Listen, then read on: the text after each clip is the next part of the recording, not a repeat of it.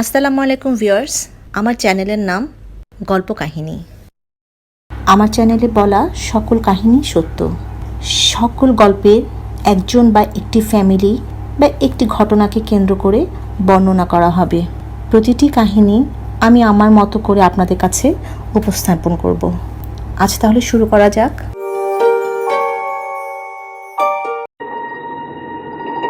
শান্ত সকালের সেই অশান্ত ফোন কল।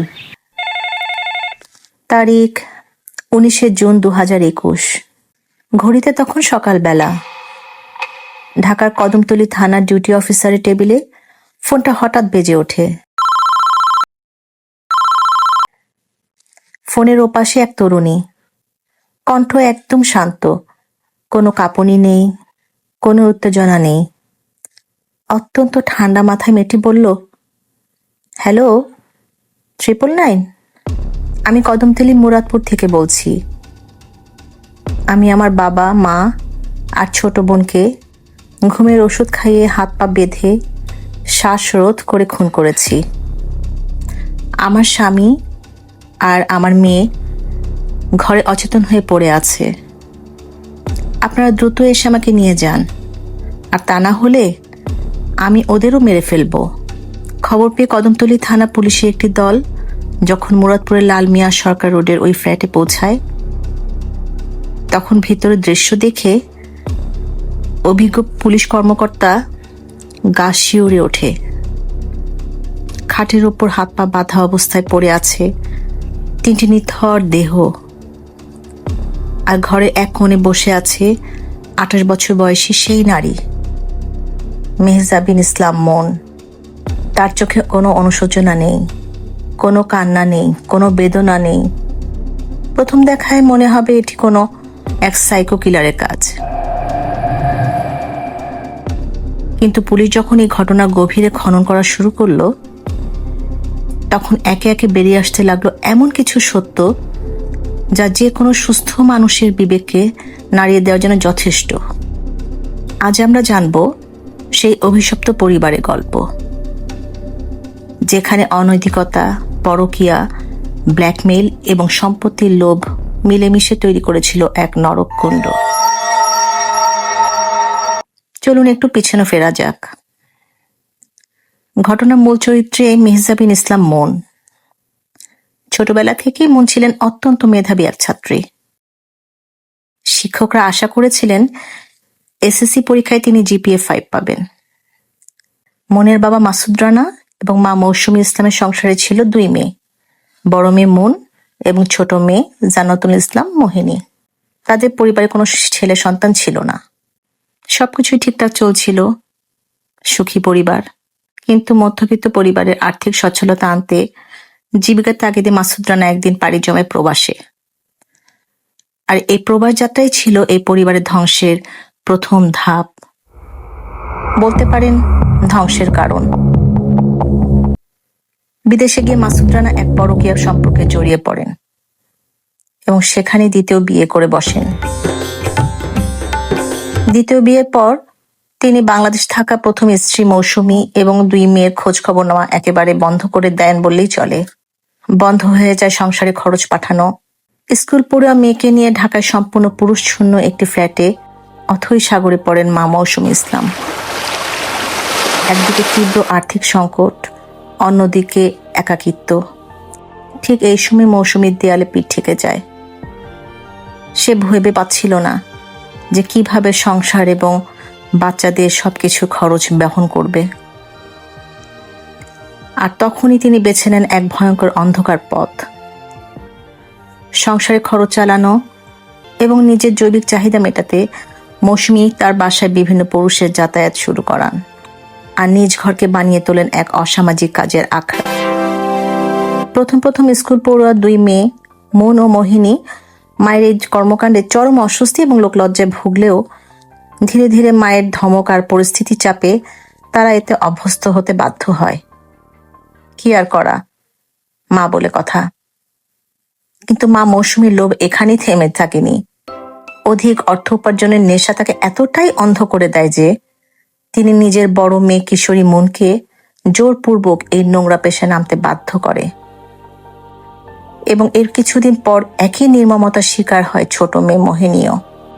মায়ের এই নির্মম অত্যাচার মনের কিশোর মনকে বিষিয়ে তুলেছিল।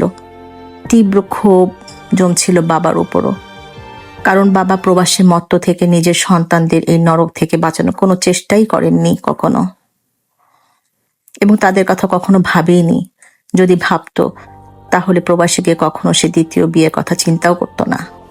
তবে পরীক্ষা চলাকালীনও যখন মা মৌসুমী মেয়েদের রেহাই দিতেন না, তখন মনে পড়াশোনা ব্যাঘাত ঘটে।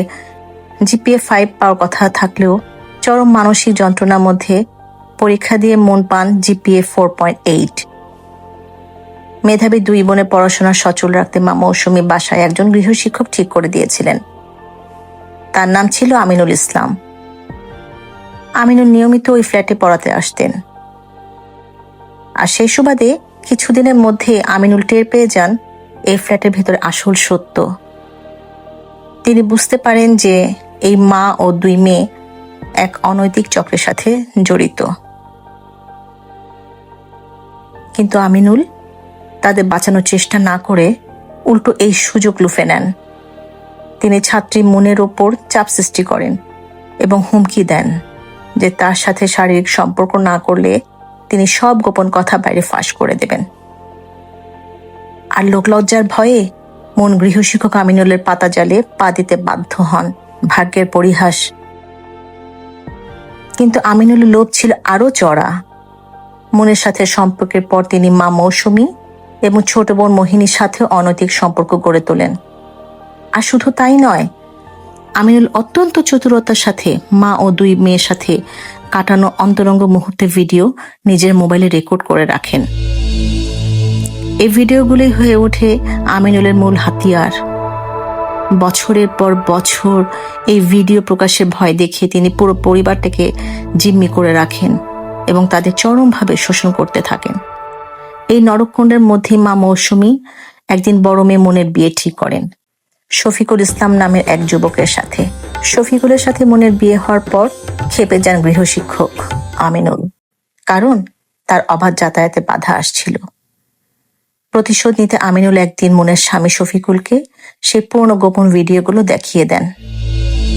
নিজের স্ত্রীর বিয়ের আগের এই অন্ধকার অধ্যায় দেখে শফিকুল ক্ষিপ্তেও ওঠেন।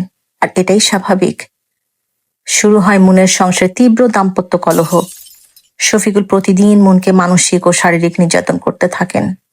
পরিস্থিতি যখন মা মৌসুমী ও শফিকুলের হাতের বাইরে চলে যায়, তখন তারা ব্ল্যাকমেইলের হাত থেকে বাঁচার জন্য এক চরম সিদ্ধান্ত নেন। আজ থেকে প্রায় 9-10 বছর আগের কথা। মনের মা মৌসুমী, মনের স্বামী শফিকুল এবং খালা শিউলি আক্তার মিলে পরিকল্পনা করে গৃহশিক্ষক আমিনুলকে তাদের বাসায় ডেকে আনেন। এরপর অত্যন্ত ঠান্ডা মাথায় আমিনুলকে শ্বাসরোধ করে হত্যা করা হয়। লাশটি ফেলে দেওয়া হয় দক্ষিণ কেরানীগঞ্জ থানা এলাকায়। এই হত্যাকাণ্ডের পর পুলিশ মেহজাবিন মুন সহ পরিবারের সবাইকে আসামি করে। তবে তদন্তে মনের সরাসরি সম্পৃক্ততা না থাকায় পুলিশ শফিকুল, মৌসুমী এবং শিউলির বিরুদ্ধে চার্জশিট দেয়। বিচারে তাদের 3 জনেরই কারাদণ্ড হয়। কিন্তু কয়েক বছর পর জেল খাটার পর তারা জামিনে মুক্ত হয়ে আবারও সেই একই ফ্ল্যাটে ফিরে আসেন। কিন্তু এবার পরিস্থিতি আরও জটিল রূপ নেয়। জেল থেকে বের হওয়ার পর স্বামী শফিকুলের আসল চেহারা উন্মোচিত হয়। আমিনুল হত্যা মামলা নিষ্পত্তি করার জন্য শফিকুল তার শাশুড়ি এবং মৌসুমীর কাছে 20 লাখ টাকা দাবি করতে থাকে। একই সাথে কদমতলীর এই বহুতল ফ্ল্যাট ও সম্পত্তি নিজের নামে লিখে দেওয়ার জন্য শাশুড়ির স্ত্রীর উপর চাপ প্রয়োগ করতে থাকেন। টাকা দিতে রাজি না হওয়ায় শফিকুল এতটাই হিংস্র হয়ে ওঠেন যে একবার তিনি তার শাশুড়ি মৌসুমীকে কেরোসিন ঢেলে পুড়িয়ে মারার চেষ্টাও করেছিলেন।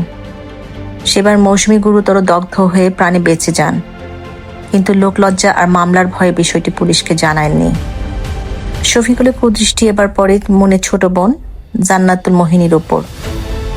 শফিকুল চতুরতার সাথে শালীর মোহিনী অনৈতিক সম্পর্ক গড়ে তোলেন এবং সেই আমিনুলের মতোই গোপন ভিডিও ধারণ করে রাখেন। আর এরপর শুরু হয় মোহিনীকে ব্ল্যাকমেইল করা। যখনই মোহিনীর জন্য কোনো ভালো বিয়ের প্রস্তাব আসতো, শফিকুল ঠিক সেই ভিডিও দেখিয়ে তার নিজের দ্বিতীয় স্ত্রী বলে দাবি করে বিয়ে ভেঙে দিত। মেহজাবিন মুন নিজের চোখের সামনে দেখছিলেন যে মা তাকে অন্ধকার গলিতে ঠেলে দিয়েছিল, সেই মা আজ সম্পত্তির লোভে অন্ধ। যে স্বামী তাকে উদ্ধার করার কথা ছিল, সেই স্বামী আজ তার নিজের ছোট বোনের জীবন ধ্বংস করছে। আর যে ছোট বোনকে তিনি ভালোবাসতেন, সেও আজ তার স্বামীর শয্যা সঙ্গী। চারপাশে এই তীব্র নোংরামি, বিশ্বাসঘাতকতা আর মানসিক অত্যাচার সহ্য করতে করতে মেহজাবিন মনের ভেতরে সমস্ত মানবিকতা মরে যায়। তার মাথায় চেপে বসে এক ভয়ঙ্কর জেদ।